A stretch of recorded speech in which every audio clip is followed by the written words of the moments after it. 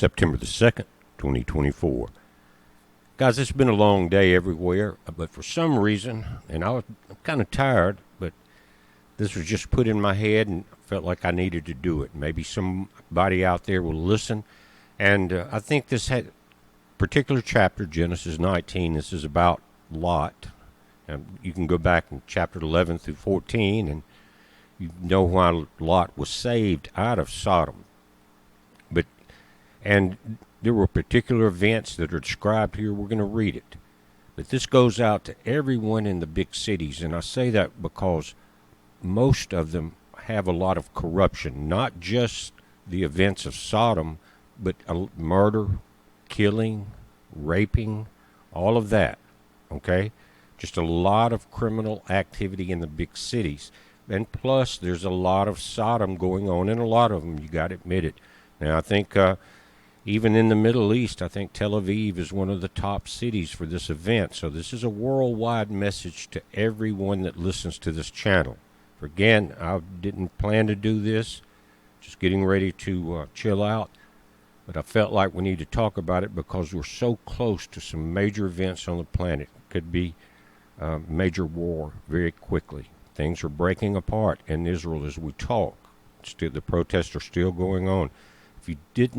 If you not keeping up with it, I put a live link in the video last night, and it's Crux, C-R-U-X on YouTube, and there's still live coverage there, and it's not getting any better. It looks like there's been a little bit of bloodshed and more.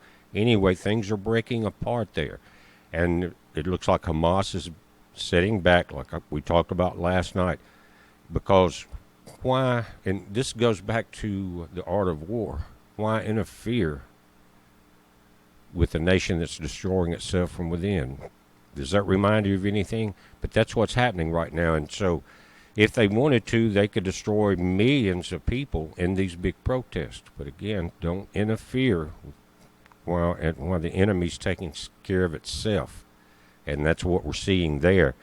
And that happens more than you think. But anyway, let's read Genesis 19:1 again. I think this applies to everyone in the big cities. And guys, there's good people in every city, just like Lot and his family were in Sodom. They were rescued out. They weren't saved in place in the center of all of this activity. And the angels told them, if you stay, you're not going to make it. You're going to incur the same wrath that is about to happen here. So again, it's about leaving and getting out of that area. It's not that you're going to be saved or protected. I'm not saying your soul saved, but your protection, your physical body. And it would probably help you to get out of those places and get some fresh air anyway and get away from the crime. But anyway, this is a message to the people in the big cities. And you're saying, well, it's going to be really hard. And Lot and his family, it was real hard for them, and his wife didn't quite make it all the way out. But they had one choice, be destroyed, because the wrath of the God of Israel is about to come down. And so they finally agreed. After we read this, you'll see about it. And they were the only ones saved. The city was not saved. The city of corruption was not saved. It was destroyed, more than likely a nuclear event. And if you haven't read the video, or watched the video, about the Air Force of Yahweh, maybe a couple of weeks ago, you'll understand how easily that Air Force could do this. Anyway, subtitle, God Rescues Lot, Genesis 19:1. And there came two angels to Sodom at evening, and Lot sat at the gate of Sodom. And Lot, seeing them, rose up to meet them. He bowed himself with his face toward the ground. And he said, Behold, now, my lords, turn in, and I pray you, into your servant's house, and tarry all night, and wash your feet, and you shall rise early and go on your ways. They said, Nay, but we will abide in the street all night. These are God's angels. You could say they were the front force of the Air Force. They were the warning ones. And he pressed upon them greatly, and they turned it unto him, and entered into his house, and he made them a feast, and he did bake unleavened bread, and they did eat. But before they lay down, the men of the city, even the men of Sodom, compassed the house round about, both old and young, all the people from every quarter. And they called unto Lot, and said unto him, Where are the men which came into thee this night? Bring them out to us, that we may know them. And you know what know them means. And Lot went out the door unto them, and shut the door after him. And he said, I pray you, brethren, do not so wickedly. And this verse I've always had problems with it. I can't help it.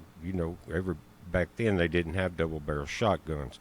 Behold, now I have 2 daughters, which have not known man. Let me, I pray you, bring them out unto you, and do ye to them as good in your eyes. Only unto these men do nothing, for therefore came they under the shadow of my roof. Now the crowd turned against Lot at this point, and they said, Stand back. And they said again, This one fella came into sojourn. They're talking about Lot. He hadn't been there forever. He wasn't really part of the situation. But he lived there then, and he wants to be a judge. Now we will deal worse with you than we are with them. And they pressed sore upon the man, even Lot, and came near to break the door. What happened? But the men put forth their hand. These were 2 angels inside. Part of the military, part of the people you don't ever want to have on the wrong side of you. And they smote the men at the door with blindness, both small and great, so they wearied themselves to find the door. They were still determined to continue their wickedness. But the 2 men, and this is talking about the angels inside with Lot, put forth their hand and jerked Lot back into the house. They pulled him back, but I'm just putting it in my way, and shut the door. They smote the men were at the door with blindness, both small and great, so that they still wearied themselves to find the door. And the men said unto Lot, Hast thou here any besides your son-in-law, the sons, daughters, or whatsoever thou hast in the city? Bring them out of this place, for we will destroy the place, because the cry of them is waxing great before the face of the Lord, and the Lord has sent us to destroy it. And Lot went out and spake unto his sons-in-laws, which married his daughters, and said, Up, get you out of this place, for the Lord will destroy the city. Are you guys listening? And remember, did he say, or did the angel say, that the Lord was going to save your house? This wasn't Egypt, where you can paint something on the lintel, the blood of the Lamb. Or now the anointed oil. This was get out of the city. It's about to be wiped out. It's too evil to continue. And while he lingered, the men laid hold upon his hand, and upon the hand of his wife, and upon the hand of his 2 daughters, the Lord being merciful unto him, and they brought him forth, and set him without the city. And it came to pass, when they had brought them forth abroad, and he said, Escape for thy life, look not behind thee, neither stay thou in the plain. Escape to the mountain, lest thou be consumed. Now Lot, being in favor with God, asked for a favor. And Lot said unto them, O not so, my Lord. Behold, now thy servant has found grace in thy sight, and thou hast magnified thy mercy, which thou hast showed unto me in saving my life. And I cannot escape into the mountain, lest some evil take me and I die. And he was getting up in age. And the Lord was favorable with Lot, and Lot had said, There's a city that's close to here that's not part of this. Can I escape there? Because it's going to be hard on me to get into the mountains. And they saved that city. But they didn't save that city of corruption. Behold, now this city is near to flee unto, and it is a little one. O let me escape thither. It is not a little one, and my soul shall live. And he said unto them, See, I have accepted thee concerning this thing also, that I will not overthrow this city, for thee which thou hast spoken. Think about that. He believed, but he had to get out of that place. Haste thee, escape thither, for I cannot do anything till thou come thither. But therefore the name of the city was called Zor. The sun was risen upon the earth when Lot entered into Zor. Then the Lord rained upon Sodom and upon Gomorrah brimstone and fire from the Lord of heaven. I think it's got a lot to do with that Air Force. And he overthrew those cities and all the plain and all the inhabitants of the cities that which grew up upon the ground. But his wife looked back from behind him, and she became a pillar of salt. She hesitated.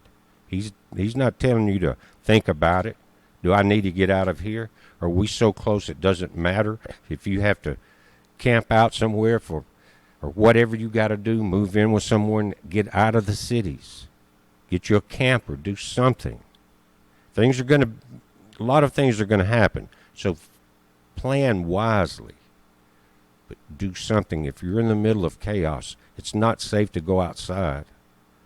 They're throwing you out of your apartments with gangs, armed gangs in a city where it's illegal to have weapons. Are you in that situation? Are you in a West Coast city? Are you in an East Coast city? Or Texas city? Texas is so big, so many fine folks, and then what we're seeing with the overtake of, you don't really have a choice anymore when you vote. The corruption of the big cities. I remember when Houston and Austin were nice places. I was born in Austin, Texas. Very young when I came to Mississippi, but it was beautiful. There's still so many people there, and you get out of even in the big cities. That's why I'm doing the video. But when you get outside of the big crime areas, life will change for you. Find a way. In other words, Lot didn't have any plans. He didn't have any much time either. Now, you see it coming. Are you going to wait to the very last minute where someone in your family looks back? Or are you going to start planning right now? Because this Babylonian empire, which is worldwide, is going to burn. Read about it in Revelation. And Abraham got up early in the morning to the place where he had stood before the Lord, and he looked towards Sodom and Gomorrah and towards all the land of the plain. And beheld, lo, the smoke of the country went up as the smoke of a furnace. Sounds like the Air Force dropped a nuke on them. And it came to pass when God destroyed the cities of the plain that God remembered Abraham and sent Lot out of the midst of the overthrow when he overthrew the cities in which Lot dwelt. Look at this. Again, it's plural. What cities did Lot dwelt in? He got out before Sodom was destroyed. He got into Zoar. And it's not saying Zoar was saved. It was saying he sent Lot out of the midst of the overthrow when he overthrew the cities in which Lot dwelt. He destroyed the cities of the plains. And Lot went up out of Zoar and dwelt in the mountain, and his 2 daughters with him, for he feared to dwell in Zoar, and he dwelt in a cave, he and his 2 daughters. And the firstborn said unto the younger, Our father is old, and there's not a man in the earth to come in unto us after the manner of the earth. Come, let us make our father drink wine, and he will lie with him, and that we may preserve the seed of our father. Now, this was more out of desperation than I think of just being wicked, because if all the people they knew were destroyed and they were saved, were they meant to continue to reproduce and populate the earth through their seed?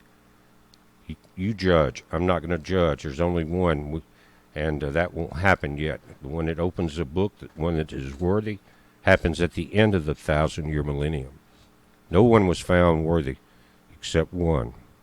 So if you judge, you can't say if someone's good or bad. You can't say if you are good or bad. I can't say if I'm good or bad. I don't have ill intentions against anyone.